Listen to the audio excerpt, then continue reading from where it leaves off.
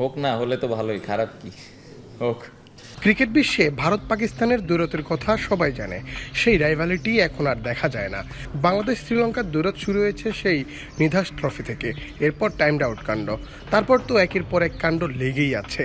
অধিনায়ক নাজমুল হোসেন শান্ত যদিও রাজি এমন দ্বৈরথে, তবে দেশের ক্রিকেটের নড়বড়ে এই অবস্থা নিয়ে শ্রীলঙ্কাকে কি হারাতে পারবে বাংলাদেশ? শ্রীলঙ্কার গল আন্তর্জাতিক ক্রিকেট স্টেডিয়ামে আগামী 17 জুন শুরু সিরিজের প্রথম টেস্ট। সেই টেস্ট দিয়েই দেশের ক্রিকেটকে সুদিনে ফেরাতে চায় ক্রিকেটাররা। পাকিস্তানের দল যখন টি-20 খেলতে ব্যস্ত, তখন মিরপুরে অনুশীলনে ব্যস্ত ছিল মুশফিক, মইনুল, সাদমান সহ তাইজুলরা। এরপর নিজেদের মধ্যে ম্যাচের আদলে এই টিমের সাথে অনুশীলন করেন শান্তরা কতটা প্রস্তুতি সেরেছে শুনুন অধিনায়কের মুখেই। না, প্রিপারেশন যদি বলেন, আমার মনে হয় প্রিপারেশনটা মোটামুটি ভালোই হয়েছে। বাট হ্যাঁ, এটা বলবো যে আর একটু বেটার হতে পারতো। পাকিস্তান সিরিজটা একটু ডিলে হইলো, যার কারণে একটু সময়টা কম পাওয়া গেছে কিছু ক্ষেত্রে।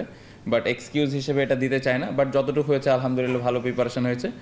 শ্রীলঙ্কায় টেস্টে আমরা এর আগে জিতেছি, সো আশা করব যে এবারও ভালো কিছু হবে ইনশাল্লাহ। শ্রীলঙ্কার দলে কিছু দুর্দান্ত বোলার আছে, যাদের বিপক্ষে বড় বড় টেস্ট খেলুড়ে দেশগুলোও নাকানি চুপানি খায়।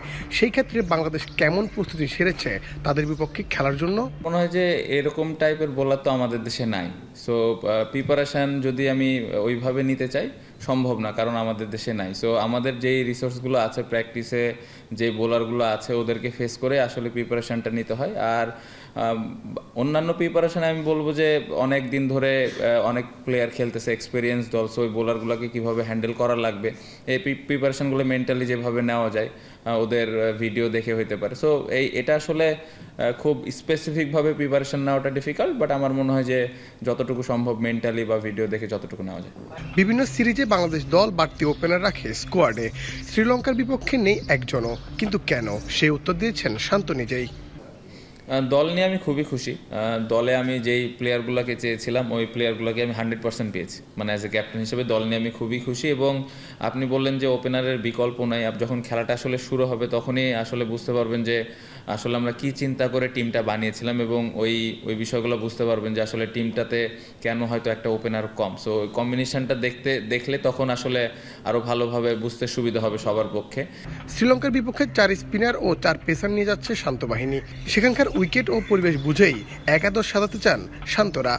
এবং টিমে যদি আপনি দেখেন 4টা পেস বোলার, 4টা স্পিনার আছে। সো আমাদের কিন্তু দুই দিকে ব্যালেন্স আছে, আসলে আমরা দুই ধরনের কম্বিনেশনে যেতে পারি ওই কন্ডিশনটা বুঝে। সো টিম নিয়ে আমি খুবই খুশি, এবং ব্যালেন্স করার মতো টিম, স্পিন এবং পেস দুই ডিপার্টমেন্টেই। সব মিলিয়ে শ্রীলঙ্কার বিপক্ষে জয় চায় বাংলাদেশ। বিগত ম্যাচগুলোতে আমরা দেখেছি শ্রীলঙ্কার বিপক্ষে মাঠে একরকম উত্তেজনা কাজ করে দুই দলের খেলোয়াড়দের মধ্যে। এমন দ্বৈরথকে ভালোভাবেই দেখে অধিনায়ক শান্ত। হোক, না হলে তো ভালোই, খারাপ কি হোক। মুন্না চন্দ্র দাস, বাংলাদেশ প্রতিদিন।